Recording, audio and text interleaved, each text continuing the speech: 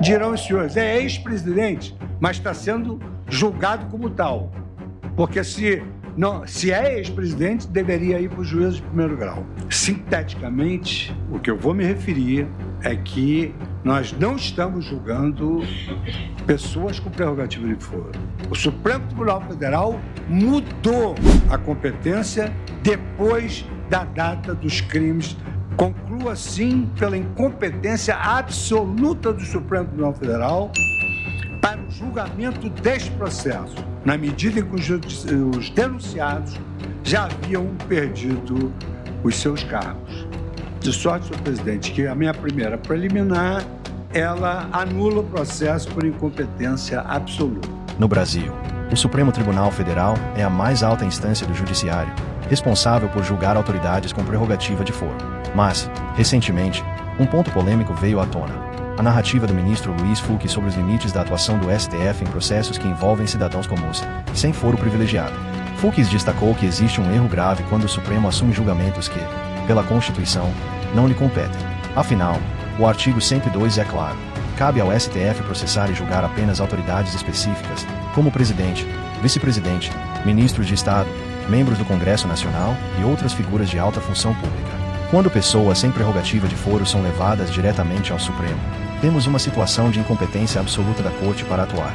Isso significa que, do ponto de vista jurídico, tais julgamentos não poderiam sequer existir dentro do STF. Essa reflexão exposta por Fux expõe um debate delicado: até onde o Supremo pode ir sem violar a Constituição? E mais do que isso, quais são as consequências jurídicas e políticas de um tribunal extrapolar sua competência constitucional? O tema reacende discussões sobre garantias fundamentais, devido processo legal e o equilíbrio entre os poderes da República. Se até o Supremo admite a possibilidade de erro em sua própria competência, estamos diante de um alerta que precisa ser debatido por toda a sociedade. A missão principal do Supremo Tribunal Federal é a guarda da Constituição, fundamento inabalável do Estado democrático de direito. Dessa ordem, irradia a promessa de igualdade entre todos os cidadãos perante a lei, sem distinções de identidade, de origem social, de condição econômica ou de posição política. Cumpre-nos, enquanto magistrados, zelar pela verticalidade das normas constitucionais e legais no âmbito da vida social, de modo que cada cidadão brasileiro reconheça na Constituição a necessária autoridade que a torna não apenas um texto, mas uma norma viva, respeitada e eficaz. Em qualquer tempo ou circunstância, a Constituição deve funcionar como um ponto de partida, como caminho e como porto de chegada de todas as indagações nacionais. Como atividade típica deste Supremo Tribunal Federal, a jurisdição diferencia-se sobremaneira das funções legislativa e executiva, especialmente em relação ao seu escopo e aos seus limites institucionais. Ao contrário do Poder Legislativo e do Poder Executivo, não compete ao Supremo Tribunal Federal realizar um juízo político do que é bom ou ruim, conveniente ou inconveniente, apropriado ou inapropriado. Ao revés, compete a este tribunal afirmar o que é constitucional ou inconstitucional, temporal e subjetivamente coerente. O juiz, por sua vez, deve acompanhar a ação penal com distanciamento, não apenas por não dispor de competência investigativa ou acusatória, como também por seu necessário dever de imparcialidade. A despeito dessa limitação, o juiz exerce dois papéis essenciais da jurisdição criminal. Primeiro, funciona como um controlador da regularidade da ação penal, contribuindo para que ela se desenrole nos limites dos direitos e garantias constitucionais e legais. Segundo, é o juiz quem tem a palavra final sobre a justa correspondência entre fatos e provas. Ele é quem firma o juízo definitivo de certeza, distinguindo entre as hipóteses acusatórias e aquelas que se encontram amparadas por evidências concretas. Por isso mesmo, a independência do juiz criminal alicerça-se na racionalidade do seu mistério, afastada do clamor social e político dos processos judiciais.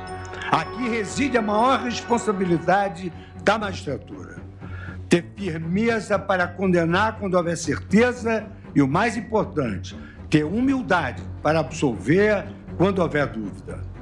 Essa responsabilidade encontra amparo em doutrinas penais e processuais sedimentadas ao longo dos séculos, cujas regras e princípios trazem parâmetros indispensáveis para uma jurisdição racional, coerente e, sobretudo, justa. Projeta-se para além das partes do processo, irradiando efeitos normativos e interpretativos que orientarão casos futuros a serem julgados por mais de 90 tribunais do Brasil. Somos, pois, paradigma de interpretação constitucional e farol de coerência jurídica para todo o sistema de justiça. Sinteticamente, o que eu vou me referir é que nós não estamos julgando pessoas com prerrogativa de foro. Estamos julgando pessoas que não têm prerrogativa de foro. E destaco que as defesas, por meio das suas petições, argumentam que o Supremo Tribunal Federal é incompetente para julgar a estação penal. O fundamento apontado é a ausência de autoridade com prerrogativa de foro entre os denunciados, consoante a regra claríssima do artigo 102, inciso 1º da Constituição da República.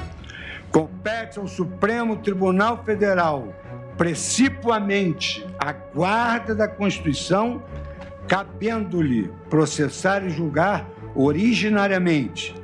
Inciso 1º, a linha B, nas infrações penais comuns, o presidente da República, o vice-presidente, os membros do Congresso Nacional, seus próprios ministros e procurador-geral da República. É sabido que o primeiro pressuposto que um juiz deve observar antes de ingressar na análise da peça inicial, da denúncia ou de uma petição inicial é verificar se ele é competente. Isso é um pressuposto para o desenvolvimento regular do processo.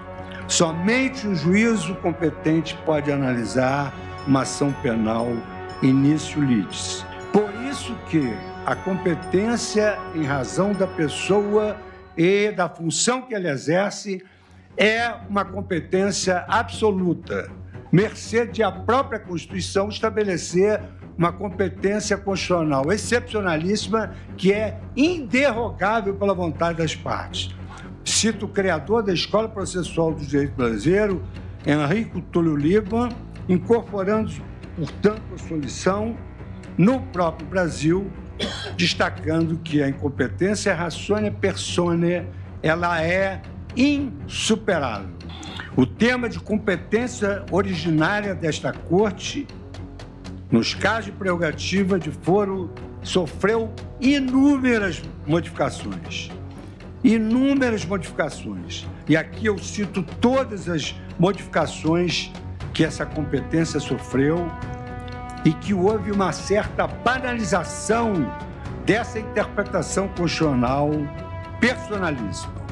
O órgão jurisdicional constitucional é absolutamente diverso do órgão constitucional ordinário, especialmente quando essa modificação da competência por resultado de uma interpretação após o crime. E o que eu quero dizer é que o Supremo Tribunal Federal mudou a competência depois da data dos crimes aqui muito bem apontados por Sua Excelência, o Procurador-Geral da República.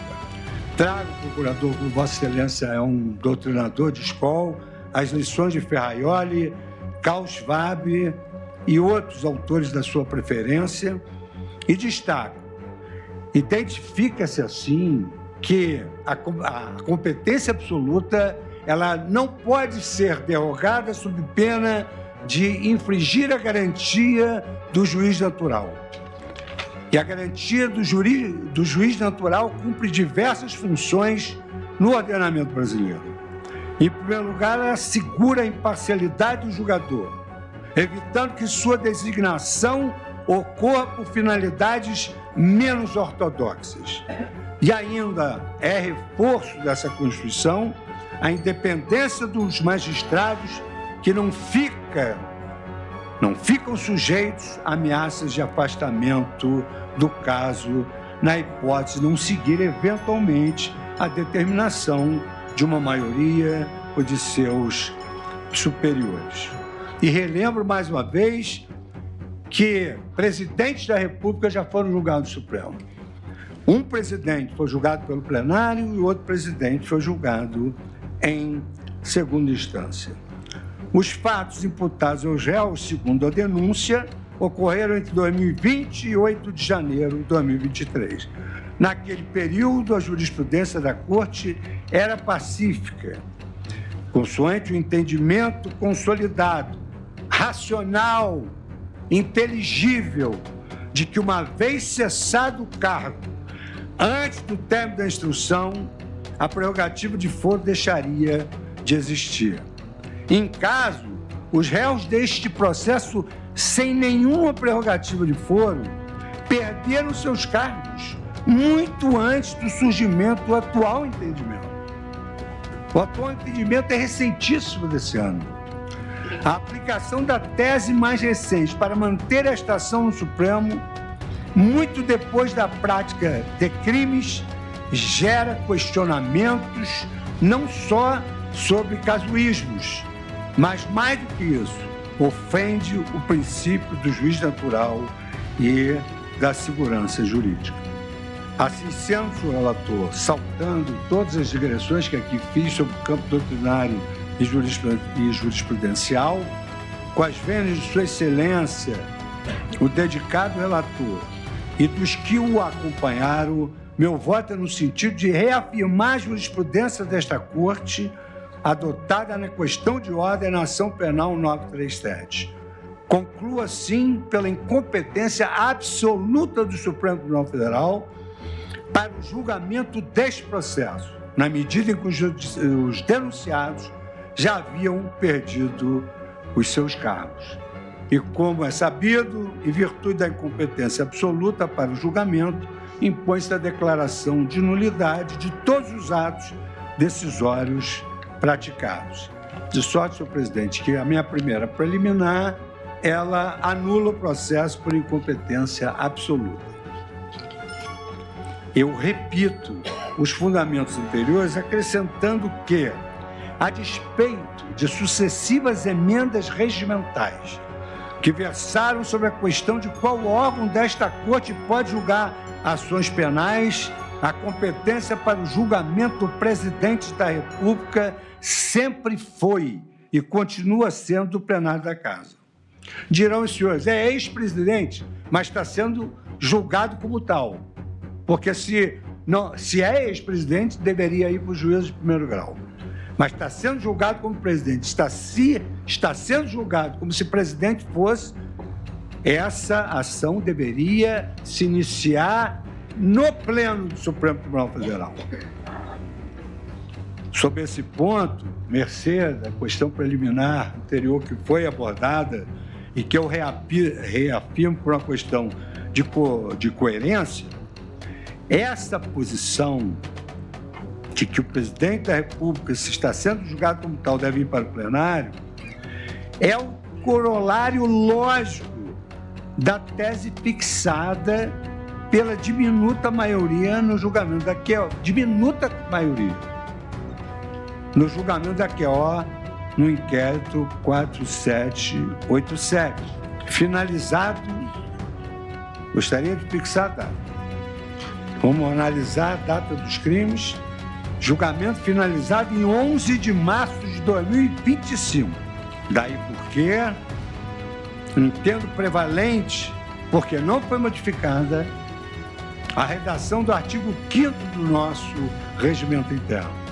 Compete ao plenário processar e julgar originariamente, nos crimes comuns, o presidente da República e o vice-presidente da República, o presidente do Senado, o presidente da Câmara dos Deputados, os ministros do Supremo Tribunal Federal e o procurador-geral da República. Essa decisão de 2025 não alterou a emenda que é de 2023. Ao rebaixar a competência originária do plenário para uma das duas turmas, estaríamos silenciando as vozes de ministros que poderiam exteriorizar sua forma de pensar sobre os fatos a serem julgados nesta ação penal. E há um dado curioso. A Constituição Federal, em razão do número diminuto, somos 11 ministros, ela não se refere a turmas, ela se refere ao plenário. E seria realmente ideal que tudo fosse julgado pelo plenário do Supremo Tribunal Federal com a racionalidade funcional que hoje nós temos por força dos nossos instrumentos digitais e de tecnologia e de inteligência artificial.